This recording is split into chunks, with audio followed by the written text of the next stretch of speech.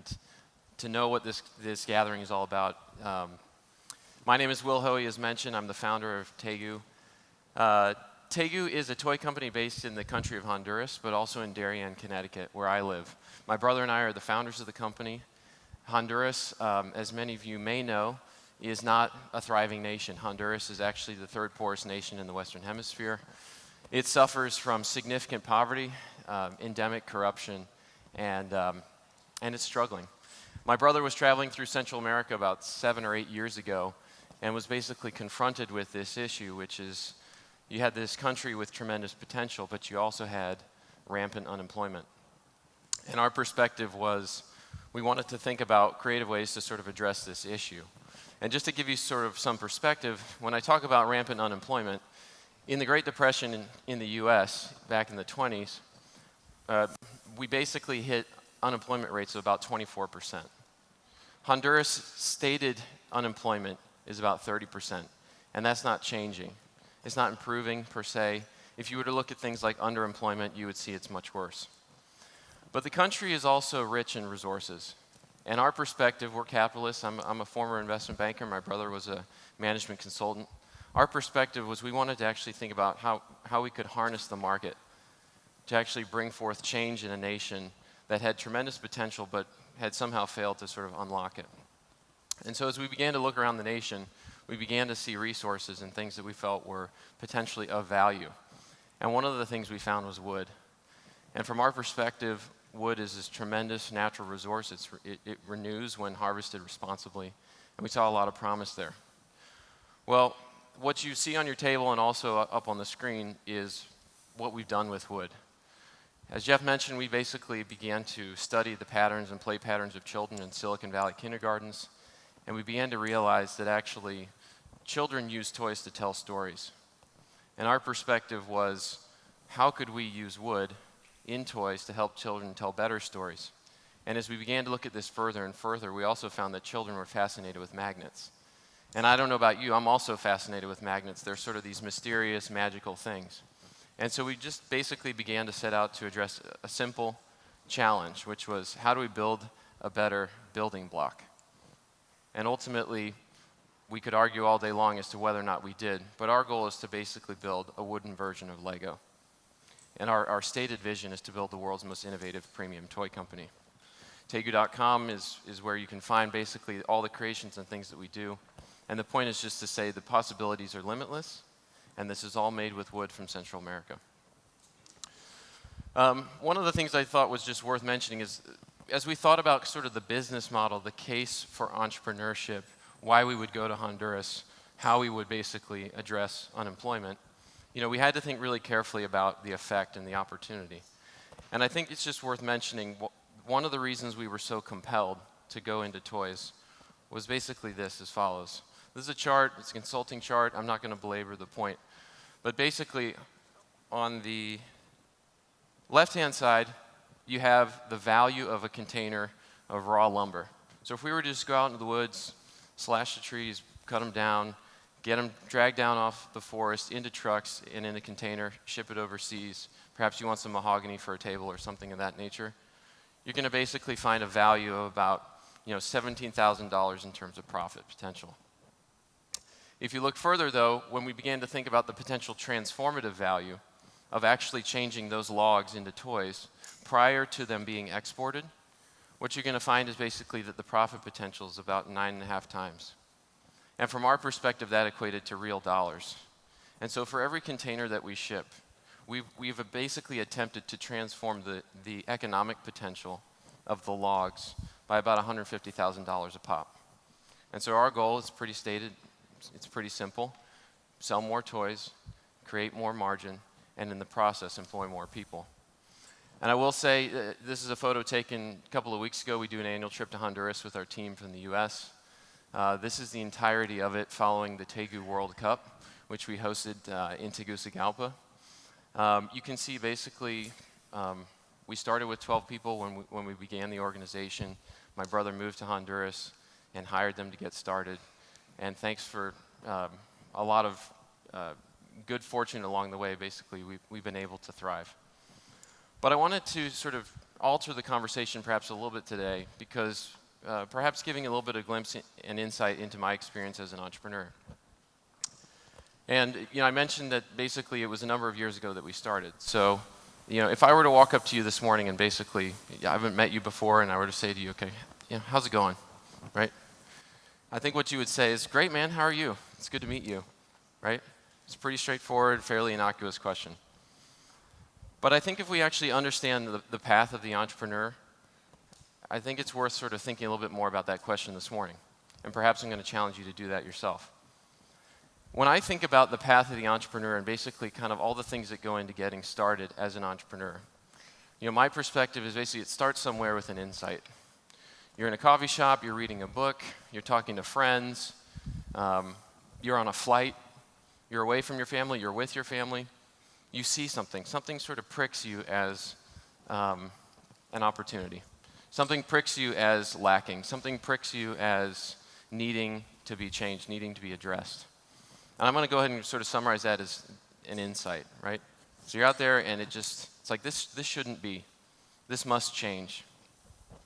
And then perhaps that insight is perhaps maybe stronger than some other insights. And that insight just kind of, it works on you, it grates on you, you can't shake it. And all of a sudden you begin to think more and more, okay, what could I do about this? And in that process, maybe you're talking to other people and, as you proceed, perhaps out of those conversations or considerations, you begin to form a vision, right? So you've gone from this sort of pricked insight into a coalesced vision. And at that point, basically, I'm going to go ahead and argue that when we press forward into the actual act of entrepreneurship, we find ourselves sort of under a spell of compulsion, which is we can't let it go. Like a dog on a bone, we must proceed. Well, as we think about sort of the path of the entrepreneur, I'm going to propose that basically there's 3 basic phases. There's nothing novel about this. You have basically your prep, your planning, your pre-launch. There's a lot of anticipation here, a lot of expectation of what might occur. Then you got your launch, and in many respects, this is just a tremendous time. Maybe get written up on TechCrunch. Maybe PR basically unleashes an opportunity for you where you get incredible notoriety. And then finally, sort of, you move into this phase of post-launch. And I've been in this phase since 2009. So when I look at sort of my experience as an entrepreneur, the vast majority of it is post-launch, right? And in many respects, if you're going to be successful in the end, this is where the success occurs. Nobody cares how well you were lauded for your idea or your enthusiasm at the time of launch if at the end of the day, basically, you fail to deliver on the promise. So I want to talk a little bit more about that. So again, I'm going to pose this question, sort of, how's it going? Well, perhaps we've sort of engaged a little bit more this morning, and I get to know you a little bit, and you get to know me, and I tell you my story, and you tell me your story, and sort of say, how's it going? And you sort of say, it's going pretty well. It's going okay. Well, as we think about the path of the entrepreneur, I think this is one of the fundamental activities that we pursue. And it's as follows. Basically, we see a better future, and we proceed to create it. Right? That's ultimately what I was talking about when we think about insights leading to vision and a compulsion. We're basically seeing something better, and we're actually doing something about it. Well, a friend of mine on the West Coast put this little slide together, and I think it probably captures the fullness of my experience, at least. And, basically to sort of break this down, if you look on the x-axis, we're talking about time. And you sort of set out and you think about your pre-launch and your preparation. And this is a phase of what we call sort of uninformed optimism. You just don't know what you don't know. But you don't care, right? You just don't care because you know it's going to work. You know it has to work. You know this must be addressed. It needs to be done. Okay? And then I'm going to propose that as you move from pre-launch to launch, basically you start to kind of get to the top of that roller coaster. As you're kind of creaking up the wooden roller coaster, you get to the top where it's just that one last click, and then it's basically free fall. And I'm going to suggest that somewhere at that apex, you basically hit the free fall. And at that point, you begin to understand, wow,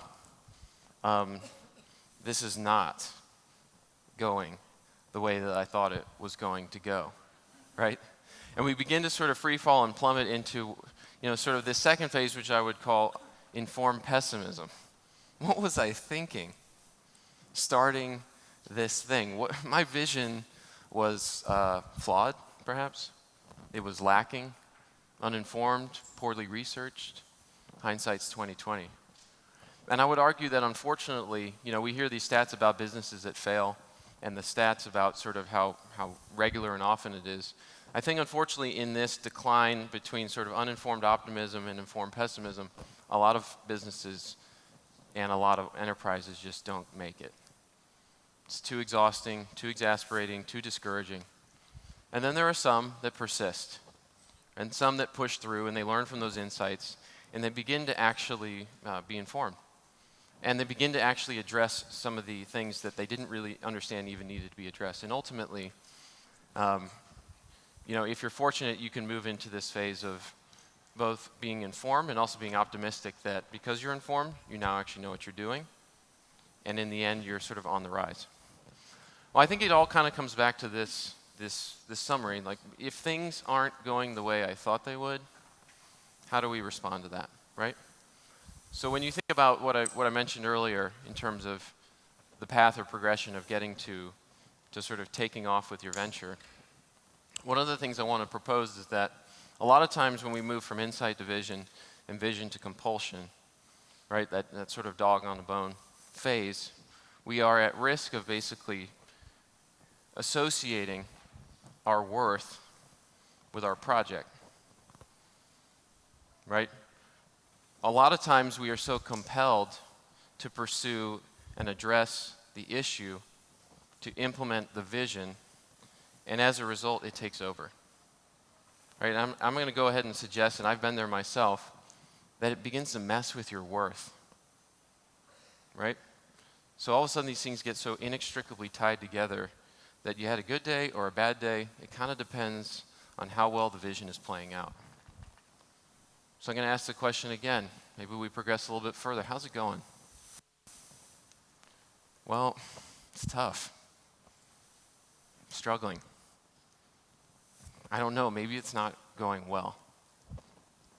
Well, about 7 weeks ago, my wife and I gave birth to our first child. It was a delightful day for us, and we were in the delivery room, and I was a complete rookie, total novice.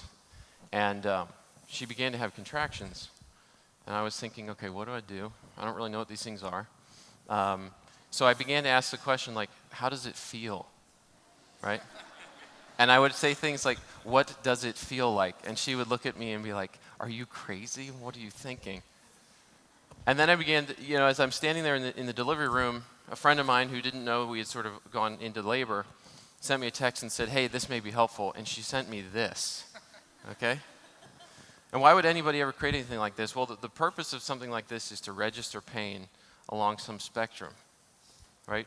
To understand, to be able to sort of describe what you're feeling and experiencing, because it's very difficult to do so. You could say it hurts, right? You could say it's painful. You could say it's excruciatingly painful. But when somebody shows you this chart, you find your place on the chart. And my wife found her place on the chart, right? Well, when people ask you the question of how's it going, I'm going to argue also we always are finding our place on the chart. And specifically, I can tell you, having been at Tegu for, almost 7 years now, I had a lot of fives. Okay? There have been tears, and it hurts worst. Okay? And for me, a huge part of that was basically a fear of failure. It took me a while to sort of recognize that, but I began to dig into that. So here we go. How's it going? I think at this point, if you're a 5 on that scale, when somebody comes up to you and says, hey man, how's it going? I think my reaction at the time was like, back off. I don't want to answer that question, right? It's too painful, it's too personal. And yet at the same time, it's a fair question, right? Well, it was interesting. One of my friends sent me this, a couple of years ago. there was a blog written on Harvard's website, and I think HBS, and a woman attempted to address what she considered to be an entrepreneur's least favorite question. And it was, how's it going? Right? And I don't want to knock her responses, and one thing I'll tell you before you look at this slide too much, don't write this down. This is not my recommendation. These were some summary thoughts and ideas that she had. And in many respects, if you go through the comments at the end of the blog, it was all praise. Thank you, this is so helpful. I always find myself in that awkward situation where I really don't know what to say, right? But ultimately, these are pragmatic, practical ways to sort of address the question. But this morning, my hope is that we sort of attempt to understand the question underneath the question, which is basically, where do you find your worth? And this is red for a reason. If you find your worth basically wrapped up in your enterprise, you're in the red zone. When somebody comes to ask you that question, how's it going? I think you're going to find it far more complicated than it really is, right? Again, are you messing with my identity? Are you questioning my value? They just want to know, how's it going? How you doing? Well, I want to propose this morning that basically my challenge to you is as follows. I mentioned earlier that as entrepreneurs, we start with an insight, we move to a vision, we are compelled. And the last thing I would ever want to do is discourage that process. I love entrepreneurship. I think entrepreneurship is, well, it's near and dear to my heart, and I'm sure it is to folks in this room. And my encouragement to you would be, go get it. Be the dog on the bone. Act under complete compulsion with regard to making things possible. Do not back down. Bust through those walls, right? When you're in that free fall on the roller coaster, hang on tight, right? And in the process, I would also challenge you to ask yourself the question beneath the question, which is basically, where do I find my worth in this process, right? And I'm going to go ahead and propose that if you're able to separate your worth, your identity, from the progress and patterns and movements of your enterprise, this is going to be a good question to answer. So thanks for your time, and I hope you have a wonderful day.